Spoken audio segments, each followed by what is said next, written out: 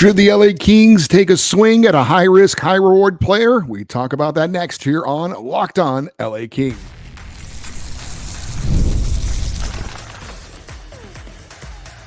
You are Locked On Kings, your daily podcast on the Los Angeles Kings.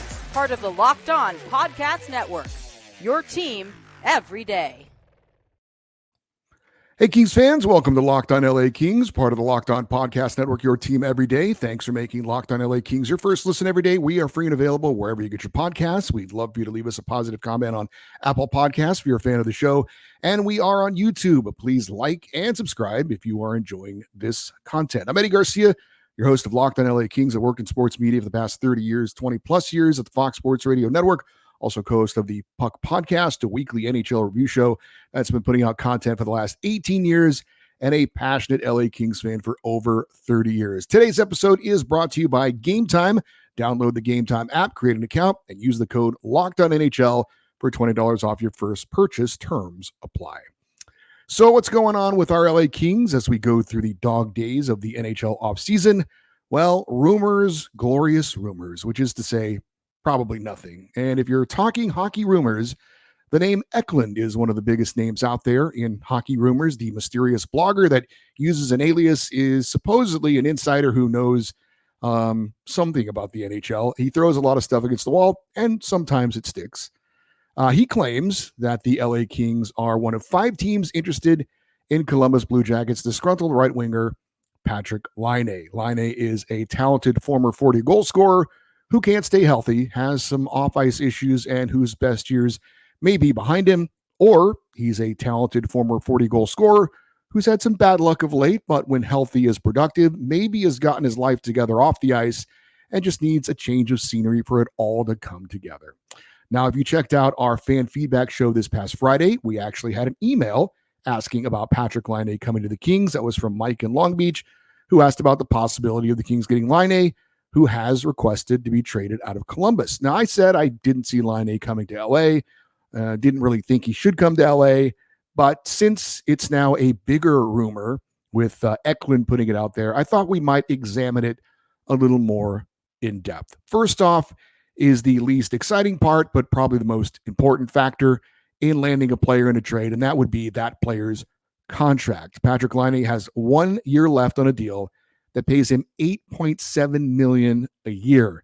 Now, according to Puckpedia, the LA Kings have just over $3.1 million in cap space, and they still haven't signed Arthur Kaliyev, who we'll talk more about later. So that's obviously not a fit financially. Now, the Blue Jackets could and likely would retain some of his salary in a trade, but not that much. So the Kings obviously would have to move some players off their current roster to make room for Patrik Laine. So who would the Kings be willing to ship out? Obviously, Arthur Kaliyev has been talked about it being a part of a trade. They could do some sort of a sign and trade with him. But we know Anze Kopitar, Quentin Byfield, Kevin Fiala, Trevor Moore, Adrian Kempe, they're not going anywhere. Drew Doughty, Mikey Anderson, obviously Brant Clark, those guys aren't going anywhere. So maybe some of the other younger guys, Alex Turcotte, Akil Thomas, Samuel Fagemo, they could be moved, but do you really want to give up on those young guys that they're homegrown and you're finally going to get a chance to see how that fruit has ripened or not? The Kings just got Warren Fogle and Tanner Jeannot and Joel Edmondson. I can't imagine the Kings shipping off one of those guys before they've even played one game in a Kings uniform. So maybe a Jordan Spence could be in play again, though, young up-and-coming player. You kind of want to hold on to those guys. Couple of guys that are veterans that I could see maybe being on the move. Philip Deneau and or maybe defenseman Vladislav Gavrikov. Now, Deneau's 31, makes $5.5 million per season for the next 3 seasons. Guys like Alex Turcotte and Akil Thomas could conceivably replace him as the third-line center. It would certainly be a step back at that position.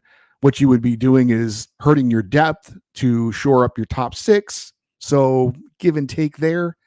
Is it a net positive when it's all said and done? That's up for debate.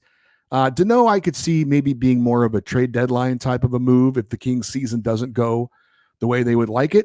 As for Vladislav Gavrikov, he's a former Blue Jacket, but not under the same regime, different coach, different GM. as to when he was there before. So not sure if they're interested in having him back on the team, but he's certainly somebody who's familiar with that area. Maybe he wouldn't mind going back under the right circumstances. If you did move Vladislav Gavrikov, I guess you could move Joel Edmondson up to the second pairing on the left side, and then you bring in Jacob Movarar on the third pairing on the left side. But again, those are some of the parts that may be on the move if the Kings were to consider a trade for Patrik Laine. So as far as the contract, though, for Laine and what the Kings would have to give up, it doesn't seem like it might be a great fit as far as the Kings making a move for him. So would Patrik Laine want to come to LA? Obviously, not a lot of free agents come to LA, but the Kings have done a pretty good job of getting players via trade. Now, Laine does have a 10-team no-trade list, but I do believe that Laine would like to come to LA, and I doubt the Kings would be on his list of no-trade teams. Now, why is LA attractive to Laine? Well, he'd be joining a team that's made the playoffs 3 years in a row. He's only played in one playoff game over the last 5 seasons, so I'm guessing he would like to get back into the playoffs again. Of the Kings' projected forward group, only Alex Laferriere, Akil Thomas, and Samuel Fagemo are right-handed shots, so Laine could help balance the lineup out a bit. And he would be a huge help on the power play, on that number one power play unit for the Kings. 2 years ago, he scored 26 goals. 21 of them came on the power play. So he is a guy who can light it up on the power play. And you could have a top six of Kopitar and Byfield at center with a group of wingers, Fiala, Kempe, Moore, and Laine. And that's a pretty solid top six. Now, do the Kings really want him? Well, this will be Laine's 10th season in the NHL. Over the past 4 years, he's played 46, 56, 55, and 18 games out of an 82-game schedule. The good news is when he's healthy, he is pretty productive. 26 goals in 56 games 3 years ago, 22 goals in 55 games 2 years ago, but he also can't stay healthy. And this past season, not only did he get hurt, but then after he got hurt, he entered the NHL Player Assistance Program. Now, obviously, due to privacy issues, it hasn't been released or reported exactly what he was dealing with, but Laine did recently post an online video on social media talking about mental health issues and his efforts going forward to help people who have mental health issues, presumably like himself. Now, whatever his issues are, hopefully he's gotten the help he needs and it won't be something that affects him going forward. But the reality is you do have to take that into consideration when you're asking yourself if this is a player that you want to invest in. Now, he also, and stop me if this sounds familiar, is looking to join his third different team in his career that started with the Winnipeg Jets, then sent him to the Columbus Blue Jackets. That probably should sound familiar, and we'll talk more about that in a minute. So let's just assume the Kings want Laine, and he wants to come to LA. How likely are the Kings to give the Blue Jackets a better offer than the 4 other rumored teams that are in the running for him? And that would be the Blackhawks, Hurricanes, Islanders, and Utah hockey team, if you believe what Eklund has to say. Well, Utah has plenty of cap space, $9.9 million. Chicago, just over $6.6 million in cap space. Carolina, $6.4 million. The Islanders have no cap space. So that would be interesting to see how they could pull that off. Of that quartet of teams, the Hurricanes, I think, would clearly be the best team on paper if he's looking to go to the best possible team. I think the Kings and Islanders would be up next, both playoff teams from a year ago. Utah, formerly Arizona, would likely have the best group of prospects and picks available for trade, which I would think the Blue Jackets would be interested in since they are a rebuilding team. Of the 5 rumored teams interested in Patrik Laine, I'd put the Kings no worse than third on that list of teams likely to land him, just based on what they have to offer and where Laine would likely fit and want to play with his next team. Remember, Laine does have that 10-team no-trade list. I wouldn't be surprised if Utah/Arizona or the New York Islanders were on that list. So would the man that would have to make the decision on getting Patrik Laine be willing to take another big swing at a risky player? We'll discuss that next here on Locked On LA Kings, your team every day.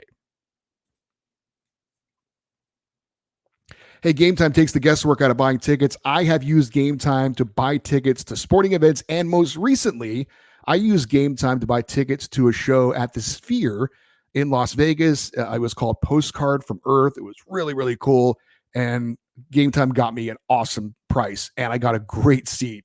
The app is super easy to use and navigate. Go to the app, tap on listings, sports, music, or in my case, recently shows, and they'll list those tickets with the best deals. And it's easy to search for tickets and for teams and events, and you get the lowest price guaranteed, or Gametime will credit you 110% of the difference. Take the guesswork out of buying tickets with Gametime. Download the Gametime app, create an account, and use the code LOCKEDONNHL for $20 off your first purchase. Terms apply. Again, create an account, redeem the code LOCKEDONNHL for $20 off. Download Gametime today. Last minute tickets, lowest price guaranteed. All right, wrapping up our discussion on the LA Kings possibly being interested in acquiring veteran forward Patrik Laine, the right winger who has requested a trade out of Columbus. So does this move make sense coming from the man who would be making this move? And that is, of course, general manager Rob Blake. Well, Blake's never been afraid to be bold, particularly when it comes to trading players. I and others have called the Kings offseason underwhelming. Adding a Patrik Laine would certainly change that for better or worse. Blake, of course, is going into the final year of his contract, and maybe he wants to go down swinging, or maybe the Kings with Patrik Laine turn out to be the perfect combination. He's the missing piece that the Kings have been missing out on, and he comes in and is healthy, puts up the numbers, and he's the missing piece that gets the Kings into the second round of the playoffs or beyond. And as a result, Rob Blake gets a contract extension. That would be obviously the best case scenario for Rob Blake. It is, however, a high risk, high reward move. If Laine is healthy and happy and plays a full season, he could be a big difference maker.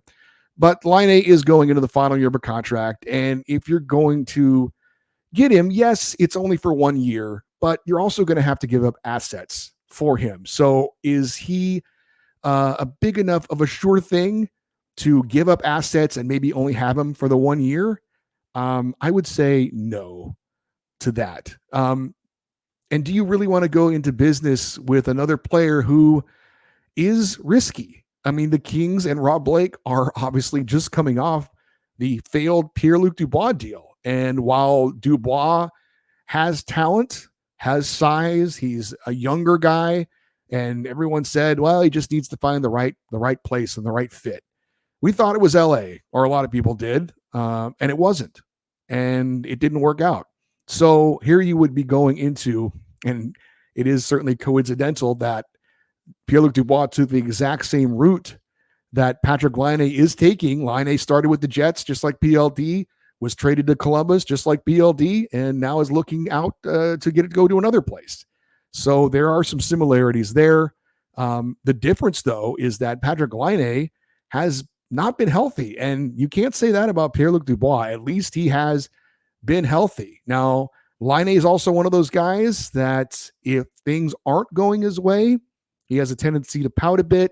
Maybe it takes him out of his game. But when things are going right and he's scoring goals, then he can be one of the better goal scorers in the NHL. So again, it's risk versus reward. Again, I get that you're only going after a guy for maybe a year, and then if it doesn't work out, you can wash your hands with him. It's not like you're going to sign him to an 8-year deal. At least I don't think they would do something like that. Although with Rob Blake, you never know. And look, I've said I love my general managers to be bold, to be willing to take risks, but you also have to be smart about it as well. And I just think there's too many red flags with Patrik Laine. You're hoping that everything falls into place, that whatever is going on with him off the ice is no longer an issue, that he's going to finally stay healthy, which he hasn't done in the last 4 or 5 years, that he's going to be the perfect fit. It's just too much I again think coming off the heels of the Pierre-Luc Dubois trade. I just can't see Rob Blake doing something like that again. And Patrik Laine is just not trending in the right direction. So for Rob Blake, whether we are excited about it or not, he has his team pretty much in place for next season.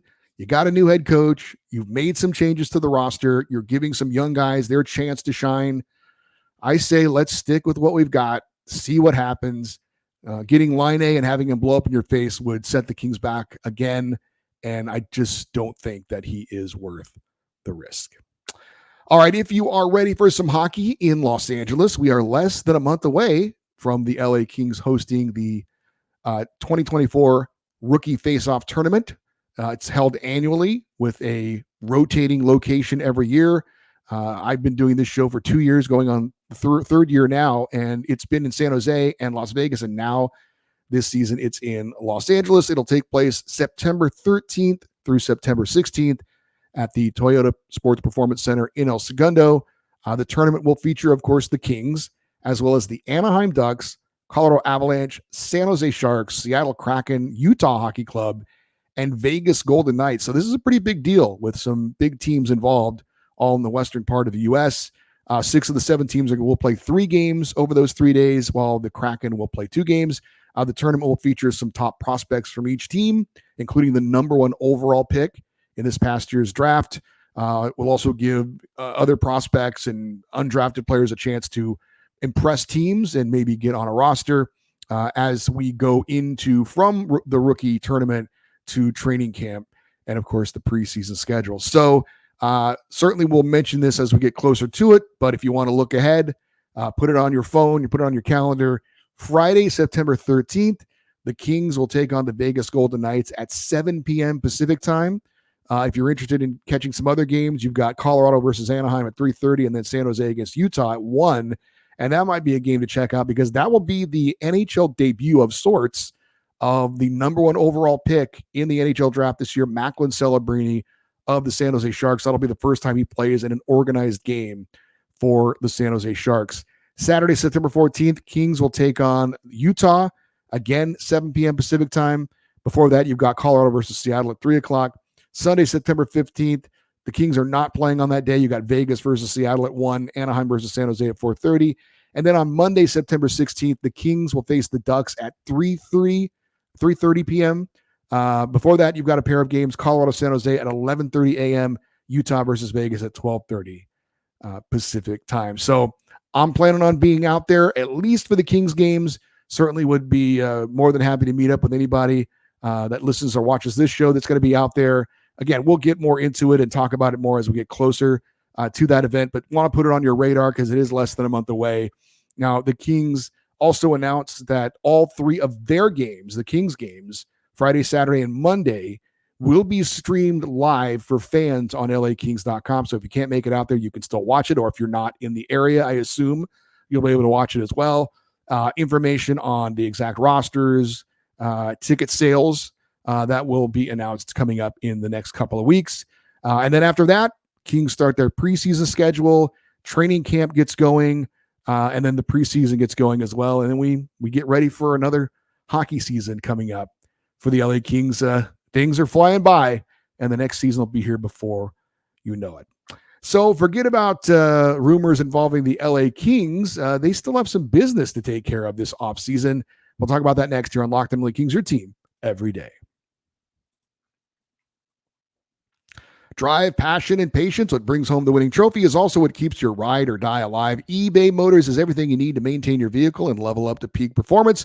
From superchargers, roof racks, exhaust kits, LED headlights, and more, whether you're into speed, power, or style, eBay Motors has got you covered. With over 122 million parts for your number 1 ride or die, you'll always find exactly what you're looking for. And with eBay's Guaranteed Fit, your part's guaranteed to fit your ride every time or your money back. Because with eBay Motors, you are burning rubber, not cash. With all the parts you need at the prices you want, it's easy to turn your car into the MVP and bring home that win. Keep your ride or die alive at ebaymotors.com. Eligible items only. Exclusions apply. eBay's Guaranteed Fit only available to U.S. customers. While the Kings appear to have concluded most of their business regarding next season's roster, there are still 2 restricted free agents left unsigned, and that would be Arthur Kaliev, who we mentioned earlier, and goalie Eric Portillo. Obviously, Portillo looking to be the number 1 goalie for the Ontario Reign, while Arthur Kaliev, who knows what's going on with him. We talked about the Kings having less than $2 million in cap space, so certainly keep that in mind. The Arthur Kaliyev situation still remains a huge question mark. We've talked about it before. If there were any takers for Kaliyev, you would have thought that a deal would have happened by now. Seems the Kings are not getting anywhere close to their asking price for the former second round pick. And apparently they're not getting what they want, and they're not just going to give him away, at least to this point. So will LA keep Kaliyev and give him another chance, and rather than just see him walk away for something that they feel is not fair value? If so, they still need to sign him. We talked about rumors in this episode, and if you like rumors, then you got to love Arthur Kaliyev. According to published reports, Arthur Kaliyev has been linked to no less than 19 teams.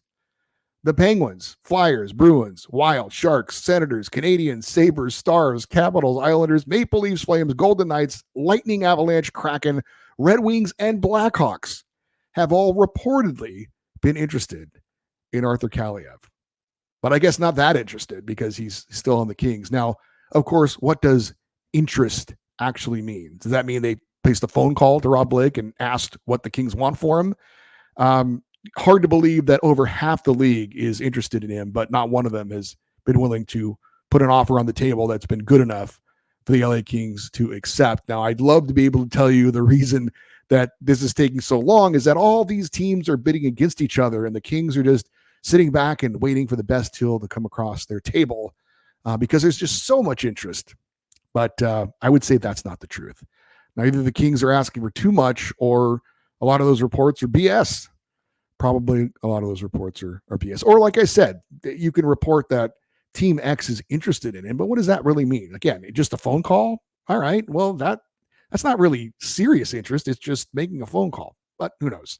So either way, the Kings, what are they ultimately going to do with Arthur Kaliyev? We don't know. It is the one kind of remaining question the LA Kings have right now. At some point, are they going to say the heck with it? We need to move this guy and we'll just take the best offer on the table? Or are they going to say, we're not just giving him away, he's too valuable, and we're going to give it another go. We're going to give him another shot and see if he can work things out with the LA Kings. Obviously, he's requested a trade. The Kings have said they would try to honor that request, but they're not going to just give him away for nothing, nor should they. But it is interesting because I mentioned we're less than a month away from the rookie tournament. And after that, we've got training camp, and the preseason will be here before you know it. So the clock is ticking, but apparently with Arthur Kaliyev, still no resolution to what his status is going to be going forward. Coming up on Friday, it is our weekly Kings fan feedback show. Love to get your comments on anything on your mind involving the Kings. Do you think the Kings should take a swing at Patrik Laine or not? Also, I gave my LA Kings Mount Rushmore on Monday's show, my list of the 4 faces of the Kings franchise all time. Did you agree or disagree with my list? If you want to comment on any of that or anything else that's on your mind involving the LA Kings, just send us an email, lockedoneddie@gmail.com, EDDIE. If you're watching on YouTube, love for you to leave your comments in the comment section on the YouTube episode. Really appreciate that. And we'd love for you to stay connected with the show through social media on X, Twitter, and Instagram. We are at Locked On LA Kings. I'm Eddie Garcia. Thank you, as always, for listening and watching this episode of Locked On LA Kings, part of the Locked On Podcast Network, your team every day. Have a great rest of your day. We'll talk to you on Friday. And as always, go Kings, go.